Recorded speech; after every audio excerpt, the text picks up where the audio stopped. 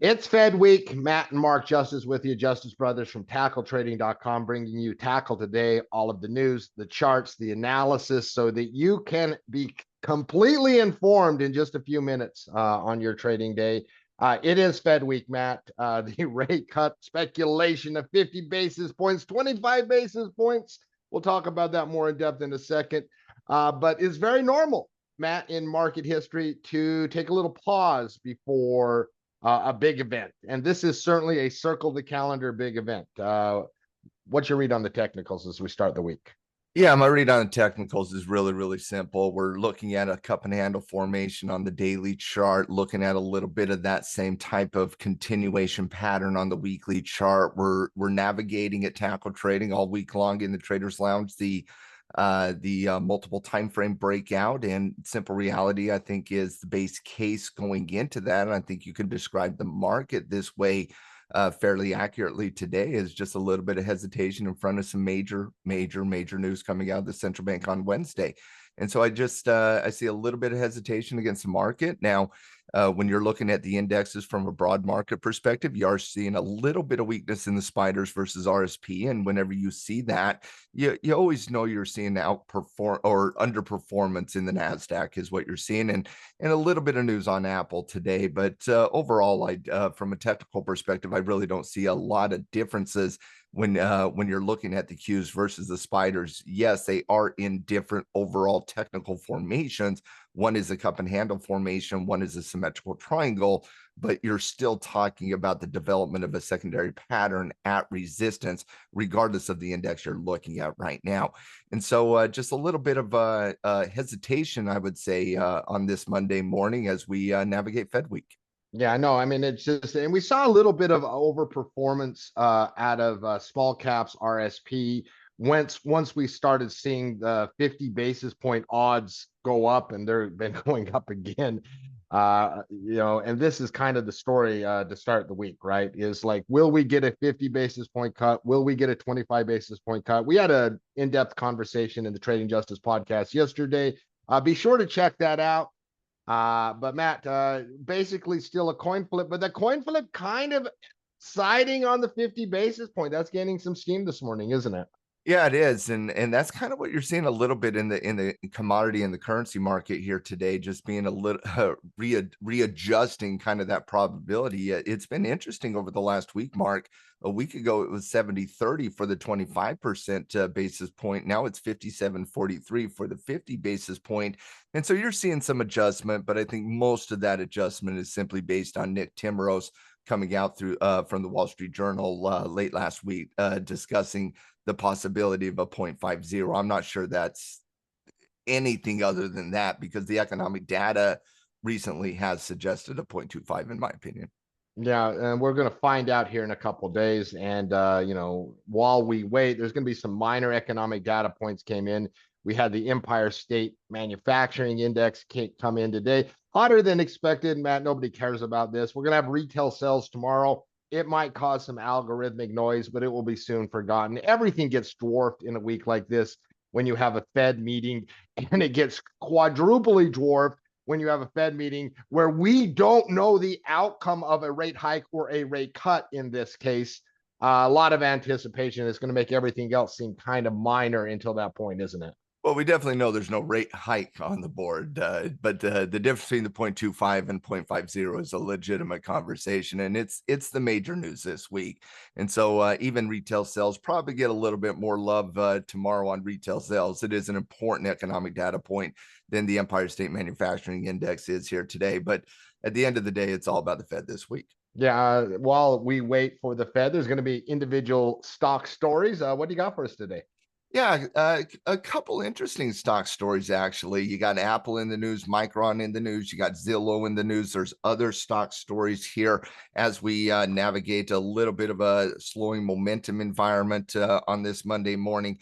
Apple was in the news because, and they're down a little bit, 2%, and they did break a little bit of the support level of a symmetrical triangle, as there was a report this morning that said early shipping data may indicate that there's lower demand than what you would want to see if you're going to see a super cycle coming out of the iPhone. That was on the heels of last week. We saw some news coming out on Apple that some of the AI features were going to be a little bit delayed on that, and that was and kind of the analysis back last week was that could throw a little bit of cold water on the super cycle type analysis. You get another data point here today that throws a little bit of cold water on that with Apple. Micron in the news a little bit as they get a big price target downgrade out of Morgan Stanley. They dropped it by 40 points. They were targeting 140. Now they're targeting 100. And so their target, Micron's right around $90 right now. So there's not a lot of implied upside potential based on what Morgan Stanley is seeing on Micron. And then Zillow was in the news here today as they get upgraded out of Webbush real estate areas of the market.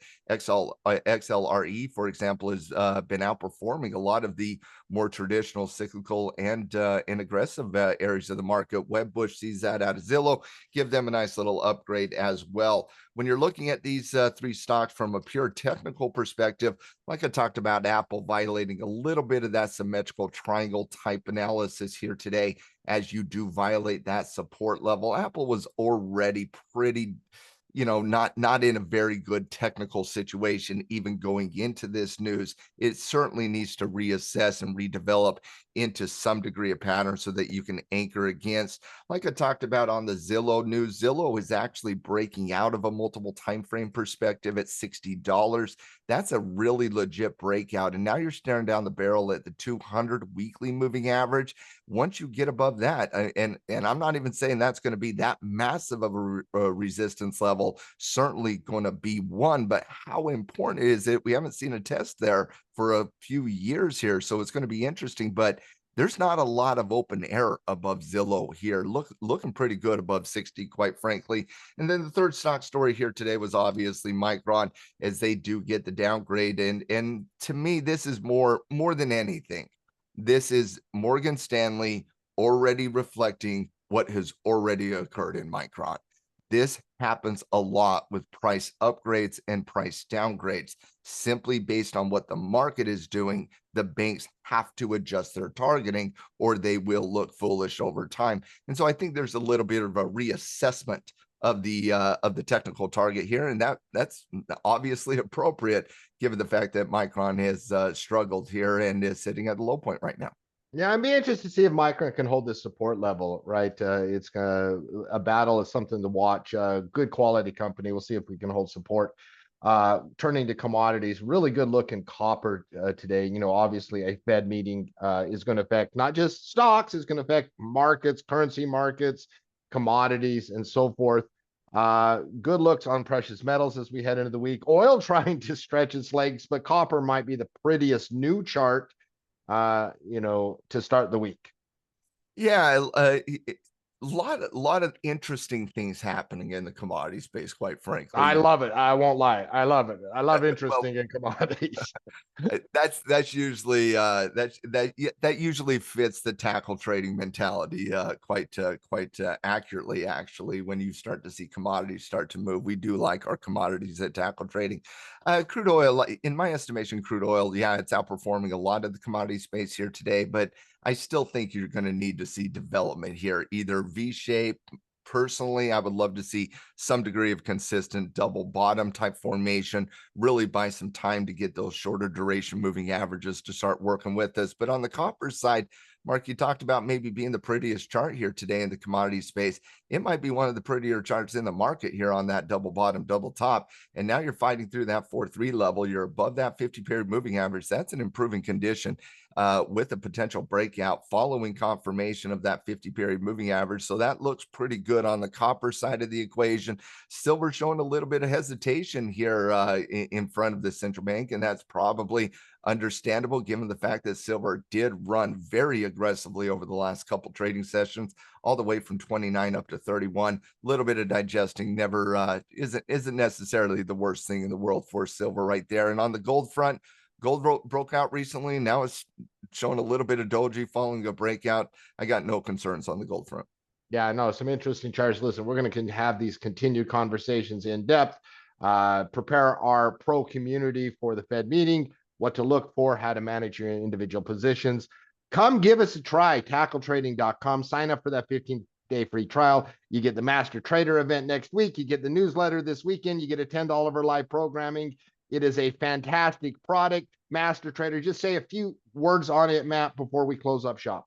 Yeah, next Monday, a week from today, Coach Gino and myself will be teaching the September edition of Master Trader, a 2-day course where we focus on teaching our community how to read charts, learning how to trade options, the basics of technical analysis, the basics of trading options. You get a 6-hour on demand to have you go through this course at your own leisure. But we do the live course on next Monday, September 23rd, 24th. Coach Gino, Coach Matt, we're going to be live with you next week. So hopefully you can come join us. If you're looking for an amazing class to kickstart your trading, Master Trader is that.